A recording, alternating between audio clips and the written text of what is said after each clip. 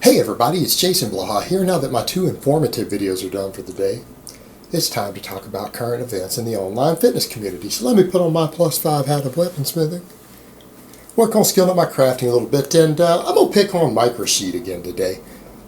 And I want people to understand I'm really not completely singling out Mike here. I'm picking on him because basically, I don't know, every time I see one of his ads come through my private Facebook feed that he's paid for to make sure that everyone sees it, anyone I guess who's got workout stuff sees it, it comes through my feed, I feel like addressing it. But the thing is, this doesn't apply just to Mike. This applies to everyone who is using their name online, their physique, their performance to pimp useless products. Protein pimps. It's a good word right there. How do we call them? Protein pimps from now on. And his line is, if I recall it correctly, supplements aren't necessary, but they damn sure do help. Help what? Help line your pockets? I mean, because at the end of the day, when you really look at supplements, when we really study them, what do they help? They help with dietary deficiencies. That's about it. They help with dietary deficiencies, and I'll cover some of them in a second because, I mean, we've got his stuff to where his newest ones he's talking about, well, it's scientifically proven. Not really, no. Not if you look at the data. Like he's got one of them that he's saying puts you into ketosis faster, as if that means anything. All right, guys, I don't like ketogenic diets. I don't advocate them. I've used them in the past. I'm extremely familiar with the science behind them. You want to know how you get into ketosis? Eat steak, eggs, and water. Steak, eggs, water. Steak, eggs, water. Meal number 3, steak, eggs, water. Meal number 4, steak, eggs, water. You'll be in ketosis in no time. It will happen in no time. It's not difficult. He's like, well, you can eat more carbs and still go into ketosis. What?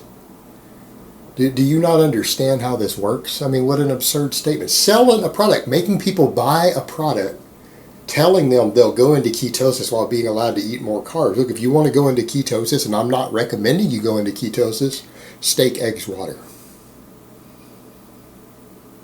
All right, this isn't difficult. It's not difficult.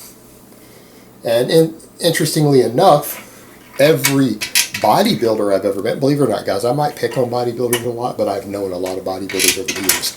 All of them I know who successfully do use these ketogenic diets to get ripped, you know what they all eat? Steak, eggs, water. Maybe some green vegetables, usually hopefully a few green vegetables. That's it.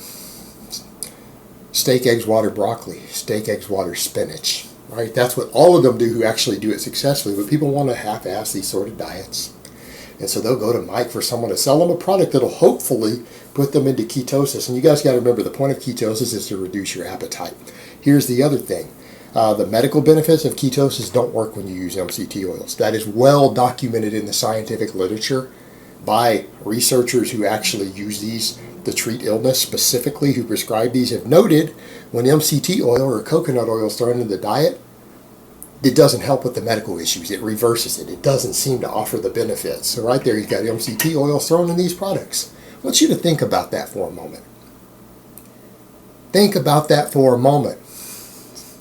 He's throwing products in that, yes, have a ketogenic response in the body, but they undo the medical benefits that these diets are even used for. What? What's the point of throwing them in then? I mean, steak, eggs, water, guys, it's not that difficult. All right, this isn't difficult. Why does he need to sell you products that complicate it? Steak, eggs, water. Okay, there you go, ketogenic diet. That's simple. He's going to sell you a product. And let's keep in mind, I'm not a fan of these diets, but they're not hard to do. They're insanely easy to do. That's why people do them. Not hard to get into ketosis. It really isn't. It really isn't.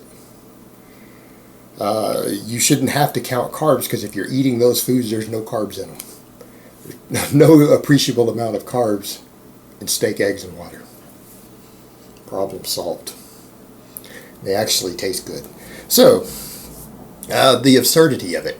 You know, and he's got all these products like this, and he'll say scientifically proven, but not really. They really aren't. People say, well, they help. No, they don't. I mean, we have one supplement that has large amounts of data suggesting that it works. It is universally agreed that it helps with performance or gaining muscle mass. Anyone know what that is? Creatine.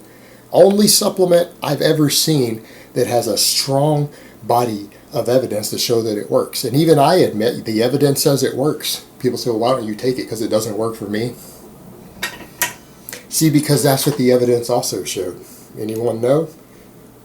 Out of all these massive piles of studies actually showing this one supplement works, 30% of people, 1 in 3, take 3 people on the street randomly, one of them it doesn't work in. It doesn't do anything, nothing. It does literally nothing when they take it.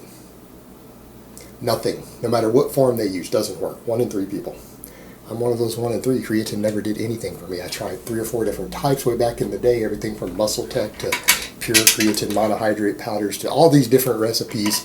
None of them ever did anything. I never saw anything at all. And I've never actually seen anyone I was training with or knew and saw what they were doing closely, whoever took it, and we saw any difference either. I've never seen a measurable change. But the scientific literature shows it works, so I'll say, okay, that one supplement works for 2 out of 3 people. For everyone else, it doesn't even do that. And that's the best one we've ever found. We get all these studies and people say, well, this seems to work, and then we do further studies and it turns out they don't. How about branched chain amino acids? Newest meta-analysis. Doesn't do anything for muscle growth recovery, muscle protein synthesis, nothing. Best case, it does nothing.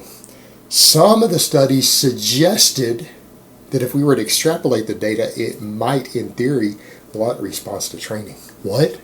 Meaning people who lift weights and take large amounts of just extra BCAAs might actually have a reduced response to their weight training because it seemed to have a reduced breakdown of muscle protein. So you actually had your total net protein turnover, which is important for muscle protein synthesis, was reduced by it, particularly when they gave it in IV form to people. That's anti-gains. That's not good. I mean, we've seen the same thing with vitamin C and vitamin E post-workout. They actually reduce training response because they reverse part of the catabolic breakdown response of the resistance training and the exercise. You actually need that response. When you blunt it, you get less gains from your training. Kind of see the problem here? People just throwing random things at you saying, hey, this will help, this will help, this will help you recover, this will help you make gains. And then when you look at the data, some of the data suggests it might reduce gains. But people are selling it to you. We've only seen one big study done on pre-workouts. It turns out they don't work either. They don't help you at all when your diet and training are on point. And back to the creatine thing, there seemed to be a correlation between people who eat red meat. People who eat red meat and people who creatine doesn't work in, there was a real strong correlation, again suggesting good diet, or a diet that's conducive to muscle growth. We can argue about whether red meat in limited amounts is good or not all day long. It's conducive to muscle growth. People who consume red meat are generally your creatine non-responders. So again, what are we talking about here? Talking about filling deficiencies in your diet. How hard is it to eat meat, vegetables, get plenty of good carbs? And how hard is it to do these things, guys? I mean, how hard is it to eat chicken, steak, rice, potatoes, and broccoli? I mean, is it really that difficult? Throw in some skim milk, some Greek yogurt, some fruit. There you go. You want to change things up, some nutrient diversity, throw some extra fruit in. Watermelon, bananas, good stuff. This stuff is hard to eat. I mean, people really need these products to help fill in gaps in their diet. Why can't you guys eat fruit, vegetables, meat, lean dairy, low-fat dairy, fat-free dairy? What's hard? Is this stuff actually hard to eat? I don't think so. I think steak and potatoes taste pretty good. I think chicken and watermelon taste pretty good. That's me personally. Maybe you disagree. I don't find this stuff difficult to eat. Why are people needing to buy any of these products? Just eat a good diet. They help. They help people who are too lazy to eat chicken, steak, potatoes, broccoli, watermelon, bananas, oats, rice, beans. All right, they help people who are too lazy to eat those things. What in the hell are people eating that these supplements help? I mean, seriously, anyone who's out there actually taking their fitness seriously enough that they're going to buy $50 or $100 worth of supplements a month, you're dedicated enough to just spend that money on a bunch of crap, but you're not dedicated enough to eat food. You're not dedicated enough to eat some steak and rice and potatoes and a few vegetables and fruits. Like, why would you ever need a protein powder if you do that? Why would you ever need a protein powder? Why would you ever need creatine? Why would you ever need a multivitamin? You don't need any of these things. Just eat a nice balanced diet of whole foods. Protein's not that hard to get. You know what? Protein tastes pretty good. Greek yogurt actually tastes pretty decent. If you don't like it because it's a little bitter, throw some bananas or strawberries in it. Dice up some strawberries and bananas and throw it in your Greek yogurt. It tastes pretty damn good. Since when does a nice lean cut of steak and a potato not taste good? These things are hard to eat. How in the hell is anyone not getting enough protein? Seriously. Are you guys not eating? I mean, are you living on Pop-Tarts and pizza? How do these things help? They don't help. They're rip-offs. They're rip-offs for lazy people who are too lazy to eat real foods. And people say, well, I eat all those real foods and I take them anyways. Well, you're being conned. They don't actually help you. They're useless. Complete waste of money. Guys like Mike are making a fortune off of people's naivety, being deceived. These things don't actually help you. There's no evidence to even prove that they help. When you look at all the evidence and we start compiling it, most of them don't help. They don't help if you're on a balanced diet, and some of them don't help at all if you just supplement them by themselves. Branched chain amino acids, perfect example. Turns out they don't do anything beneficial. They don't do anything beneficial. If you take your multivitamin, if you take it too close to your workout, it might blunt your training response because of all the extra antioxidants thrown in it. Vitamin C, too much vitamin C too close to your workout could actually potentially blunt your training response. That's less gains. Quit taking this crap. Eat food. It's easier. Alright guys, but that's really all I have to say on that today. I hope it's been informative, and I will talk to you guys next time.